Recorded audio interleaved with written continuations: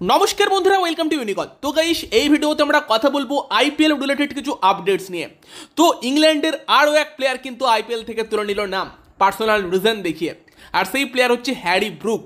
এবং আইপিএল ফ্র্যাঞ্চাইজিগুলো কিন্তু রীতিমতো এবার রেগে যাচ্ছে এবং তারা এটার সলিউশন কিন্তু বিসিসিআইয়ের কাছে খোঁজার জন্য আবেদন করেছে। কারণ প্রত্যেকবারই এইরকম ঘটনা কোনো না কোনো প্লেয়ার ঘটায়, যারা মেনলি ইংল্যান্ড বা অস্ট্রেলিয়া টিম থেকে হয়। ইংল্যান্ড টিমের প্লেয়াররা বেশি করে, এবং সেটা হচ্ছে যে আইপিএল অকশানে নাম দেয়, আইপিএল ফ্র্যাঞ্চাইজিদের কমিটমেন্ট দেয় যে আমরা খেলবো, মানে আইপিএল অকশানে নাম দিচ্ছে মানে সে তো খেলবে বলেই নাম দিচ্ছে। এবং নাম যখন দিচ্ছে, ফ্র্যাঞ্চাইজিরা তাদের নিয়ে প্ল্যানিং করছে, করে তাদেরকে দলে নিচ্ছে, এবং সেটা কিন্তু পরবর্তীকালে তারা যদি নাম তুলে নেয় সেই টিমকে কিন্তু সমস্যায় ফেলছে। 2018-তে বোধ হয়, 18তেই তো, হ্যাঁ, যেই সময় কলকাতা নাইট রাইডার্স মিচেল স্টার্ককে নিয়েছিল, স্টার্ক নাম তুলে নেওয়াতে কলকাতা নাইট রাইডার্স দল কতটা সমস্যায় পড়েছিল আমরা দেখেছিলাম। তারপরেও এবারে কেকেআর নিয়েছে এবং স্টার্ক খেলতে আসছে, সেটা একটা বড় খবর কলকাতা নাইট রাইডার্সের জন্য। তবে এই আরও কলকাতা নাইট রাইডার্সকে একটা প্লেয়ারের জন্য সাফার করতে হয়েছে, সেটা হচ্ছে জেসন রয়। এবার জেসন রয়ের বদলে ফিল সল্টকে কলকাতা নাইট রাইডার্স পেয়ে গিয়েছে, যেটা হয়তো কেকেআর টিমকে বেশি ব্যালেন্স প্রোভাইড করবে। এবার সেই জন্য হয়তো আমরা সেই নিয়ে খুব বেশি আলোচনা করছি না।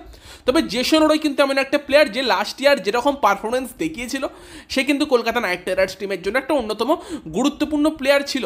এবং আমি এইরকমও কমেন্টে পাচ্ছি যে হয়তো গৌতম গম্ভীরে জেসন রয়কে বলেছে যে নাম তুলে নাও, যাতে ফিল সল্টকে নিয়ে এসে মানে টিমের মধ্যে ব্যালেন্স বাড়ানো যায়। তো দেখো ভাই, আমার সেটা মনে হয় না। যদি সেরকমই করার হতো, সেটা মুজিবের বদলে করতে পারতো, যেখানে মুজিবকে নিয়ে এখনও কিন্তু শঙ্কা আছে যে সে খেলতে পারবে কি পারবে না, আইপিএলে কতদিন অ্যাভেলেবেল থাকবে সেই সব নিয়ে। লাস্ট ইয়ার আমরা দেখেছিলাম সাকিবের বদলে জেসন রয়কে নিয়েছিল সাকিবকে নাম তুলে নিতে বলে। তবে যেই জেসন রয় লাস্ট ইয়ার অত ভালো খেললো, কেকেআর টিমের অন্যতম একজন সেরা ব্যাটসম্যান ছিল, আইপিএলের পর বলে গেল যে কলকাতা নাইট রাইডার্স টিমে আমি আবার ব্যাক করব, আমার দারুণ লেগেছে কলকাতা। এবং দেন তাকে কলকাতা নাইট রাইডার্স নিজেদের মতো করে কন্ট্রাক্ট দিয়েছিল যে কেকেআরের যে সমস্ত ফ্র্যাঞ্চাইজিগুলো আছে সেই ফ্র্যাঞ্চাইজিগুলোয় জেসন রয় খেলবে। এত কিছুর পর সেই প্লেয়ারটাকে কি কখনো মানে নাম তুলে নেবার কথা বলে? আমার তো মনে হয় না। তো সেখানে জেসন রয় সে কিন্তু নিজের পার্সোনাল রিজন দেখিয়ে নিজে থেকেই নামটা তুলে নিয়েছে, তার বদলে একটা ভালো রিপ্লেসমেন্ট কেকেআর পেয়েছে। তবে প্ল্যানিংয়ে তো অবশ্যই এরকমভাবে নাম তুলে নেওয়াটা কিছুটা এফেক্ট ফেলবে।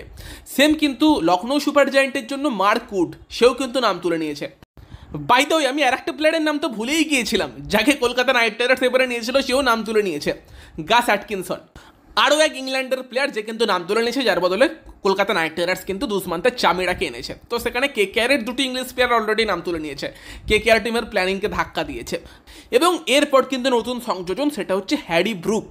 হ্যারি ব্রুক, যাকে দিল্লি ক্যাপিটালস অনেক প্ল্যানিং করে নিয়েছিল, দিল্লির টিমের একজন ফিনিশার ভীষণভাবে দরকার ছিল, তারা রবমান পাওয়েলকে ছেড়ে দিয়েছিল, এবং সেই জায়গায় হ্যারি ব্রুককে নিয়ে এসে দিল্লি ভেবেছিল যে আমাদের ফিনিশিং ডিপার্টমেন্টটা একদম সর্টেড হয়ে গেছে। হ্যারি ব্রুকের জন্য গিয়েছিল অল আউট। তো সেই জায়গায় দাঁড়িয়ে কিন্তু হ্যারি ব্রুক সে এবার নাম তুলে নিয়েছে। এবার দিল্লি টিম তাদের প্ল্যানিং কিন্তু এখানে বড়সড় ধাক্কা খেয়েছে। এবার অবশ্যই দিল্লির কাছে ক্রিস্টিয়ান স্টাফসের অপশান আছে, রিপ্লেসমেন্ট কাউকে নিতে পারে, বাট হ্যারি ব্রুক যে কোয়ালিটিটা দিত সেটা হয়তো দিল্লি পাবে না। এবং দিল্লি আগে থেকে জানলে দিল্লির যেটা একটা মেন সমস্যার জায়গা, ফিনিশিংয়ের জায়গাটা, সেখানে অন্য কোনো প্লেয়ারকে টার্গেট করতো যে এসে সেই কাজটা করতে পারতো সেই টাকায়। তো সেখানে কিন্তু দিল্লির প্ল্যানিংয়ে বড়সড় ধাক্কা দিয়ে হ্যারি ব্রুক এবার নাম তুলে নিয়েছে। তো ইংল্যান্ডের প্লেয়ারদের থেকে এটা আমরা প্রায়শই করতে দেখি, অ্যালেক্স হেলসকে করতে দেখেছি, জেসন রয়ের অলরেডি 3বার হয়ে গেছে এরকম করা। তো সেই জায়গায় আইপিএল ফ্র্যাঞ্চাইজি তারাও বিরক্ত এই ঘটনায়, বারবার একটা প্লেয়ারকে নাও দেন সেই প্লেয়ার নাম তুলে নেওয়াতে টিমে এফেক্ট পড়ছে। তো আইপিএল ফ্র্যাঞ্চাইজিরা কিন্তু মানে ভারতীয় ক্রিকেট বোর্ডের কাছে লিখিতভাবে এর একটা সলিউশনের জন্য আবেদন করতে চলেছে। মেবি যে প্লেয়ারগুলো এরকম নাম তুলে নিচ্ছে, ফ্র্যাঞ্চাইজিদের সমস্যায় ফেলছে, তাদের যদি কিছু শাস্তি দেওয়া যায়, হয়তো 2 বছরের জন্য আইপিএল থেকে ব্যান করা হোক, এরকম কিছু মানে কড়া পদক্ষেপ নেওয়ার জন্য জানাতে চলেছে। তো সেই জায়গায় কি সিদ্ধান্ত হয় সেটা দেখার, বাট ডেফিনেটলি কিন্তু মানে আবারও একটা প্লেয়ার হ্যারি ব্রুক যে কিন্তু নাম তুলে দিল্লিকে সমস্যায় ফেলেছে। বাকি তোমাদের আরও একটা আপডেট জানিয়ে রাখি যে প্রসিদ্ধ কৃষ্ণ সে কিন্তু আইপিএল 2024 থেকে পুরোপুরি ছিটকে গিয়েছে। মোহাম্মদ সামির পর কিন্তু আরও এক ইন্ডিয়ান ফাস্ট বোলার, তাকে কিন্তু আমরা আর এই আইপিএলে একদমই দেখতে পাবো না। তো এটা কিন্তু রাজস্থানের জন্য একটা বড় ধাক্কা।